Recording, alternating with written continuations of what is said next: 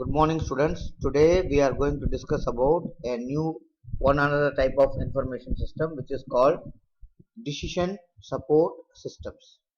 We have already discussed about transaction processing system, management information system, and also we have discussed about executive support system.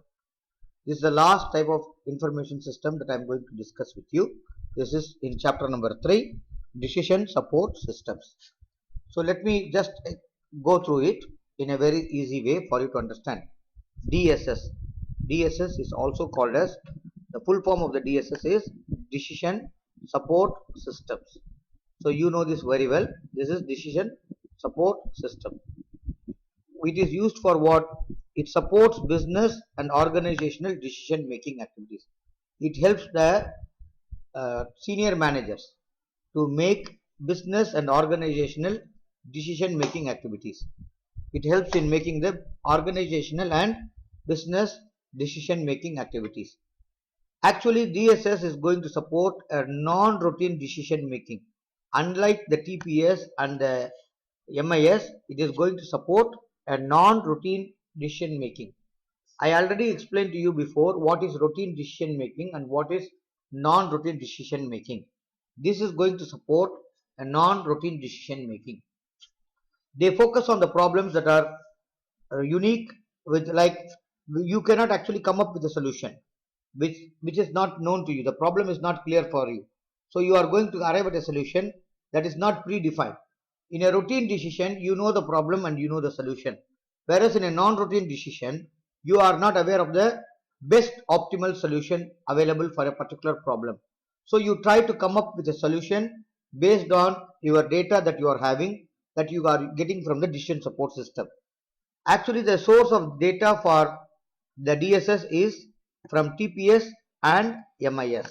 So the TPS and the MIS, the transaction processing system and the management information system, used by workers and the middle level managers. MIS, which is used by the middle level managers, is going to give you the source of data for the DSS. In addition to that, it is also going to have data from external sources. It is also going to have the data from external sources also. External sources means what? It can be from any other competing company. It can be from any other government agencies, like this. So now what it can do?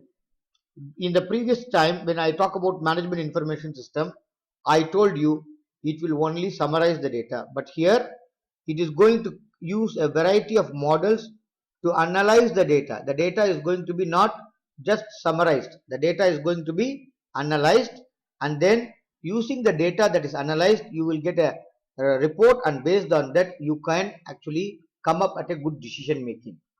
They are flexible and they have good analytical capabilities. It uses mathematical or statistical techniques.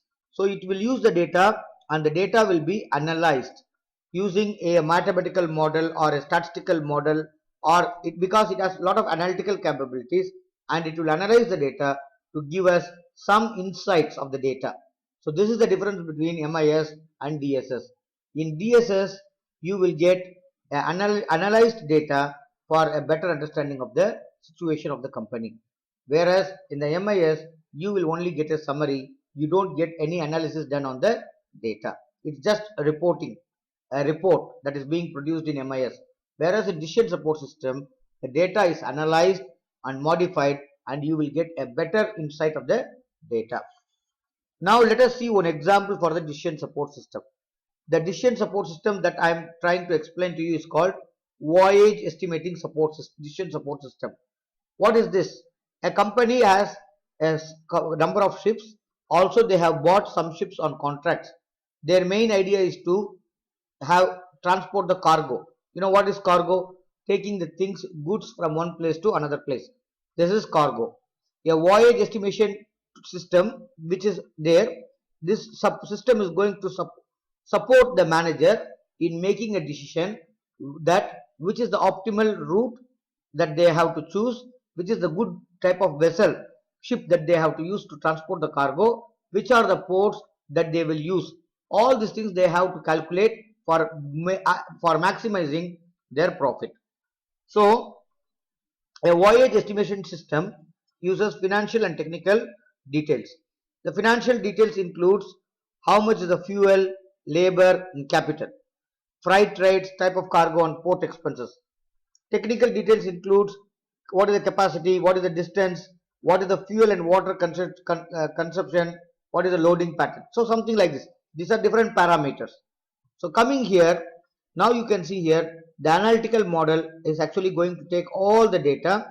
The data is taken from 5 different sources: the port expenses, the ship charter history, fuel consumption cost file, port distance restrictions file, ship capacity. So it will be analyze the data from all the sources, and it is going to give you which is the best ship and which is the best route that you can adapt to actually optimize your profit in transporting the cargo from one place to another place. So this is how the voyage estimation decision support system is going to help the senior managers to make a clear analysis of the data and see that this type of ship can be used. These are the ports we are going to cover through, and we are going to use this type of vessels. All these things can be analyzed. The data will be analyzed, and the manager, who is a senior manager, will be able to get it in the form of a dashboard, and then he can get, okay, I will use this ship which can carry this much cargo, and it can be able to cover through these ports, and this is the best optimal solution for my transportation of the cargo. So in short, the difference between the other TPS and MIS and the DSS is what? The data is analyzed and produced in a mathematical model or in a statistical model for coming to understand the data in a better format, which will help us to make optimal decisions. Again, I would like to remind you, this supports non-routine decisions mostly. Don't imagine that this is a system which will make the decision for you. It will not make any decision. It supports the managers to make good decisions. That's it for today. With this, we have seen about all the information systems that you have learned in chapter 3. I believe that these videos which I given you now will help you to get a better understanding of the chapter itself, and also help you to answer the questions for the assignment 3, as well as you will have some online exams. To answer the online exams also, this video can help you to, you have to watch the video and get the clear idea, so that the online exams can also become easy for you. So that's it for today. See you then inshallah in the next class. Assalamu alaikum warahmatullahi wabarakatuh.